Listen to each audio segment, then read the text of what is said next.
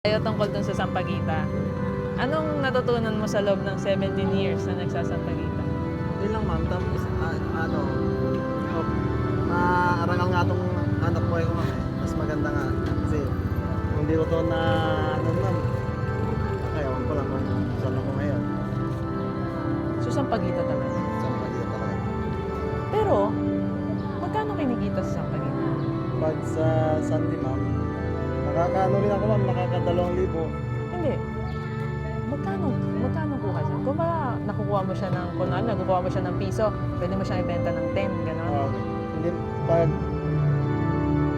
ano ma'am, 150. 150.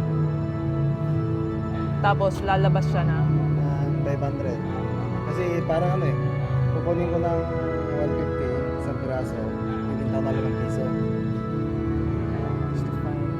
Gusto na matatanggal yung Oo, no? ang gasolina. Bakit kaya maraming bumili ng Sampaguita? Traditional talaga. Traditional lang, no? Sana hindi mawala. Ano? Kasi ako hindi na bumibili ng Sampaguita eh. Kasi yung nanay ko hindi bumibili ng Sampaguita. Di ba? At may nagmimisa, may Meron at meron, totoo. Lalo na yung mga senior. Naubos ba lahat yan? Ubus po ma'am. Ngayon sa palengke. Talagang paubusin, di ba? Kung hindi maubos din sa butas po.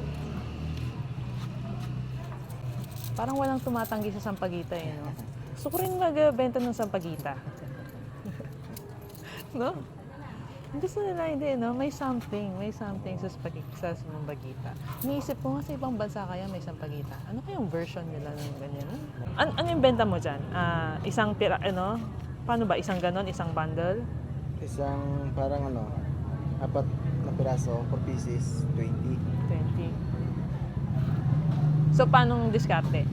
Bibigay mo kagad yan, ganyan. Opo ma'am. Tapos alam na nila? Alam na nila ma'am. So parang kakilala mo na lahat na Opo, nandito? nakasuki na.